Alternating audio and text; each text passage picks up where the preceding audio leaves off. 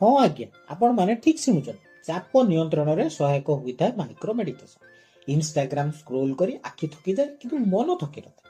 Mobile रो अधिक व्यवहार आखिरे पलक पकाइबाको दिए ना। व्यस्तता और काम भितर जीवन चापग्रस्त होई पड़े।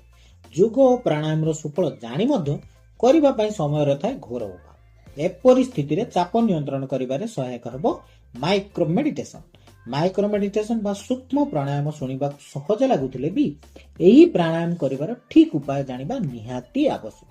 नुआ करी यही अभ्यास आरंभ करुले सरल प्रक्रिया आपणैबा निहाती जरूरी। जो समय प्राणायाम करुछंती किछि सेकेंड जाए मन को पूरा स्थिर करंतु, आखि बंद रखंतु। जदि बसिबार सुविधा अछि आराम रे बसी दीर्घ श्वास नियंतु। तबे प्रारंभिक भाव में माइक्रो मेडिटेशन को दिनचर्या सामिल करने को चाहूले कॉफी ब्रेक किंबा कौन विरति समय एथि मोबाइल रे रिमाइंडर साहाय्य नहीं। निज ऊपर चाप न पकाई यह दिनचर्या जोड़ी जाई पारे। प्राणायाम करुथिला बेले अन्य कौन काम करंतु नाही। सांग माने आपण मानक पई आमे एमिति अनेक तथ्य आने।